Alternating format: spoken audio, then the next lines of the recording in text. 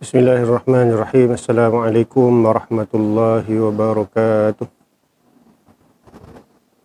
Alhamdulillahirabbil alamin wassalatu wassalamu ala asyrafil anbiya'i wal mursalin wa ala alihi wa sahbihi ajma'in. Subhanaka la ilma lana illa ma 'allamtana innaka antal alimul hakim.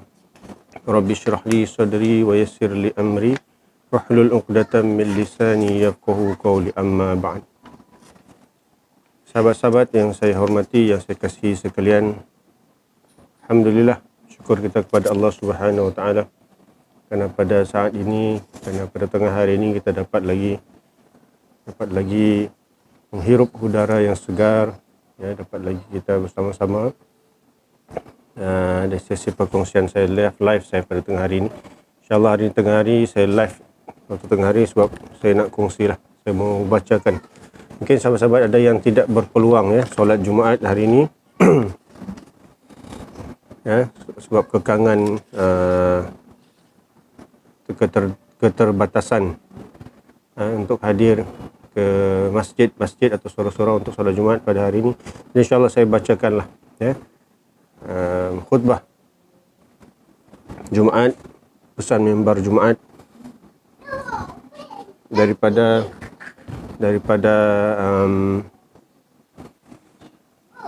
Jahin Sabah, ya, khutbah daripada Jahin Sabah. Mudah-mudahan isi yang disampaikan dapatlah memberi manfaat kepada kita semua, insya-Allah.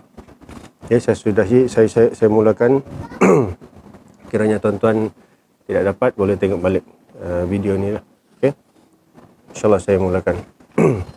Bismillahirrahmanirrahim. Alhamdulillahil qail walau annahum radu ma atahumullahu wa rasuluhu wa qalu hasbunallahu sayu'tinallahu min fadlihi wa rasuluhu inna ilallahi raghibun ashhadu an la ilaha illallah wahdahu la syarika lah wa ashhadu anna muhammadan abduhu wa rasuluhu.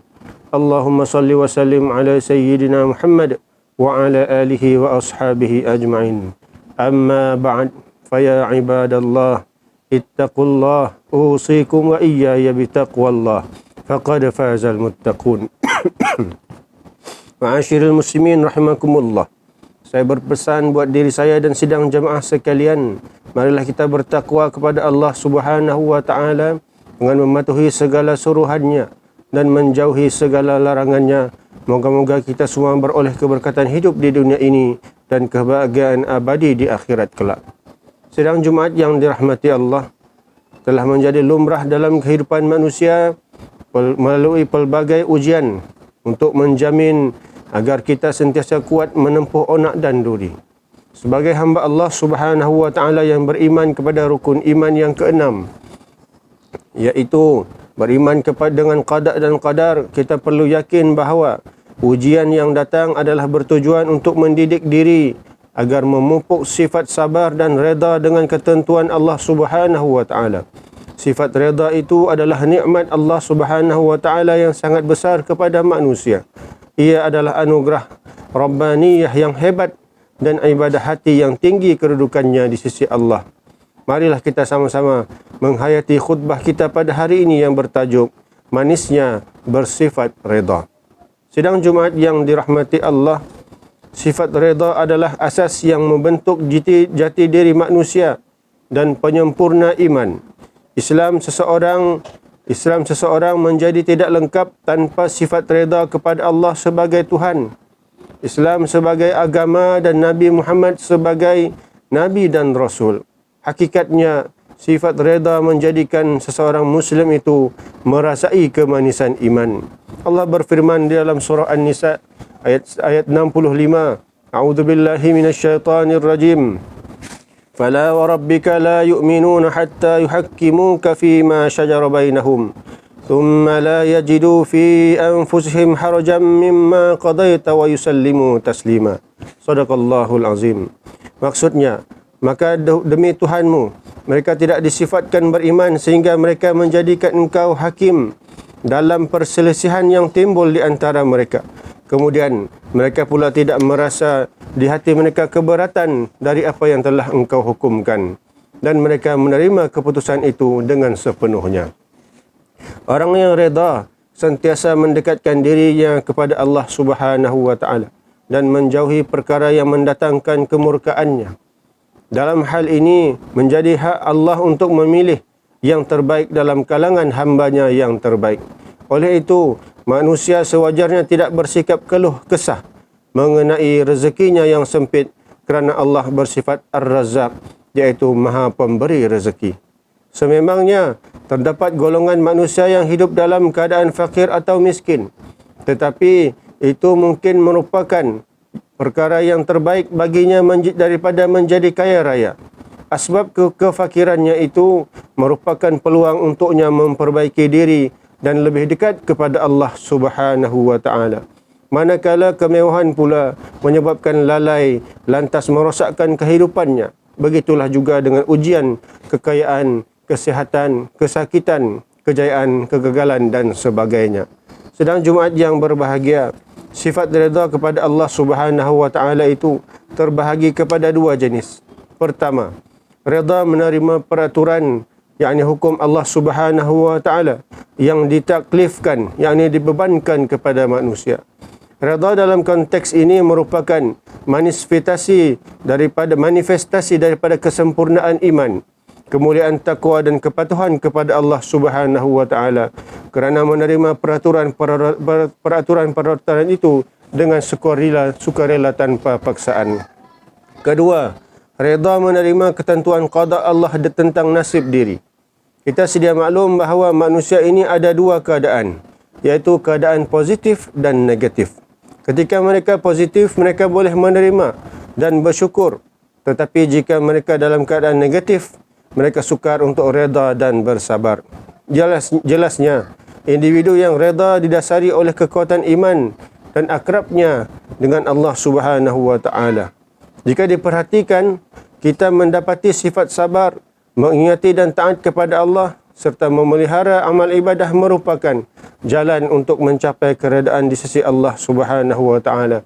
Bertepatan dengan firman Allah Subhanahu wa taala menerusi surah Taha ayat 130, "Fasbir 'ala ma yaqulun wasabbih bihamdi rabbika qabla tulu'i syamsi wa qabla ghurubiha wa min ana'il lail fasabbih wa atrafan nahar la'allaka tarda."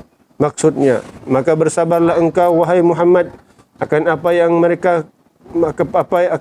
mereka katakan, dan beribadahlah dengan Tuhanmu, memuji Tuhanmu sebelum matahari terbit dan sebelum terbenamnya, dan beribadahlah pada saat-saat dari waktu malam dan sebelah siang supaya engkau mendapat keredaannya. Sidang Jumaat yang dikasihi Allah, kemanisan yang terkandung di dalam sifat redha diikuti dengan beberapa langkah yang perlu diamalkan di dalam kehidupan. Antara langkah-langkah tersebut ialah: pertama, mengamalkan sifat qanaah, yakni bersikap berpuas hati dengan apa yang ada terhadap nikmat yang diberikan oleh Allah Subhanahu wa taala. Yang kedua, mengamalkan sikap mujahadatun nafs, yakni menguasai keinginan nafsu agar kita sentiasa istiqamah dalam melakukan ketaatan dan ibadah kepada Allah Subhanahu wa taala. Ketiga, selalu melihat kepada orang yang lebih susah daripada kita. Dan yang keempat, berdoa dan rendahkan diri kepada Allah Subhanahu wa taala agar dikurniakan kita sifat redha. Sesungguhnya manusia yang bersifat redha akan memperoleh kelapangan hati, memupuk sikap bersangka baik serta keimanan menjadi teguh. Pastinya Allah Subhanahu wa taala akan memberikan mereka jalan keluar daripada setiap kesulitan yang dihadapi. Barakallahu li wa lakum bil Qur'anil azim wa nafa'ani wa iyyakum bima fihi minal ayati wadh-dhikril hakim. Fataqabbal minni wa minkum tilawatahu innahu huwas samiul alim. Aqulu qawli hadha wa astaghfirullahal azim li wa lakum wa li sa'iril muslimina wal muslimat fastaghfiruh innahu huwal ghafurur rahim. Sahabat-sahabat yang saya kasih, demikianlah tadi teks khutbah Jumaat pada hari ini yang dikeluarkan oleh Jahin Sabah. Mudah-mudahan apa yang saya sampaikan tadi menjadi sebagai peringatan untuk kita di hari yang penuh barakah hari Jumaat ini, insya-Allah. Jadi sekadar itu dulu untuk hari ini.